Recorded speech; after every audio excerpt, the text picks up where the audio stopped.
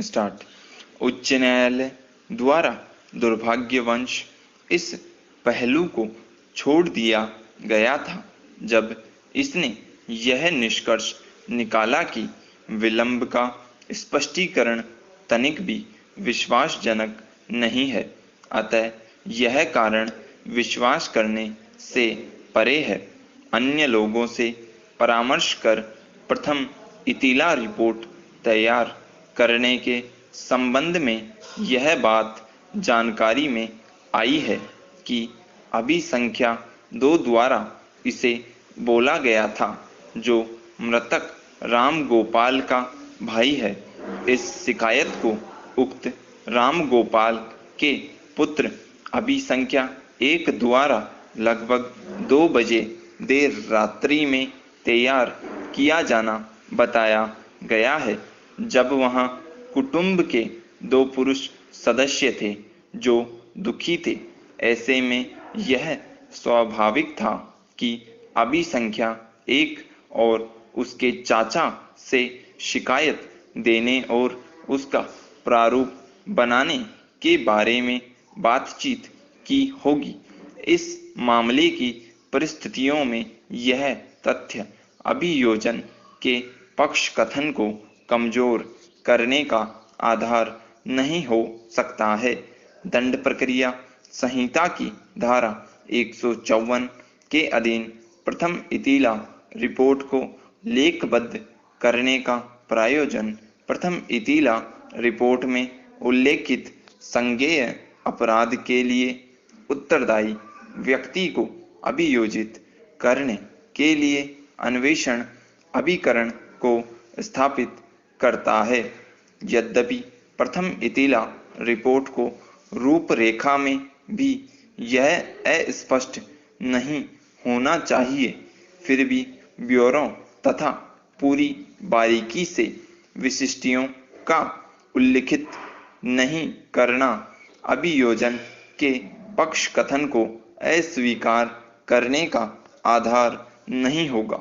साक्ष्य का पुनर्विलोकन और पुनर्मूल्यांकन करने की परिपूर्ण शक्ति को इस उपधारित नियम द्वारा सीमित नहीं किया जा सकता कि जब तक कि सारवान या बाध्यकर कारण यथा अत्यंत सारवान कारण अथवा ठोस कारण न हो, तब तक दोष मुक्ति के निर्णय में दिए गए निष्कर्ष में हस्तक्षेप नहीं किया जाना चाहिए।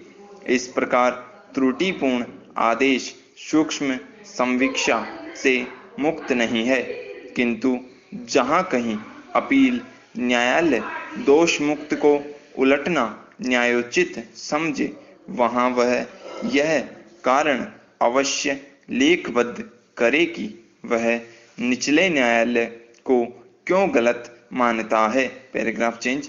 यदि अपील न्यायालय साक्ष्य का पुनर्मूल्यांकन करके इस निष्कर्ष पर पहुंचता है कि अभियुक्त की दोषिता सिद्ध है की गई है, तो यह तथ्य कि दोष मुक्ति के विरुद्ध अपील की गई है तात्विक नहीं होगा। बहरहाल यदि 2 मत संभव है तो न्यायालय उस मूलभूत सिद्धांत को ध्यान में रखते हुए कि अभियुक्त की निर्दोषिता की उपधारणा न्यायालय द्वारा उसकी दोष मुक्ति के तथ्य से बलवती हुई है, वह मत अपनाना चाहिए जो अभियुक्त की दोष मुक्ति के पक्ष में हो।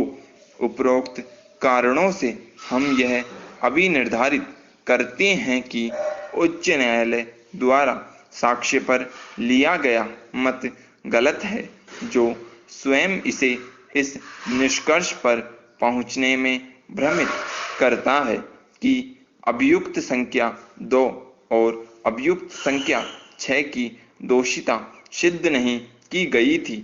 हमारा विचार है कि अभियोजन पक्ष ने अभियुक्त की दोषिता युक्तियुक्त संदेह के परे साबित की है, इसलिए विचारण न्यायालय ने उनको सिद्ध दोष करके ठीक ही किया था और उच्च न्यायालय ने इन आधारों पर शिशुपाल सिंह और रामगोपाल की दोष सिद्ध और दंडादेश में हस्तक्षेप करके न्यायोचित नहीं किया, जो विधि के अनुसार मान्य नहीं है। स्टॉप।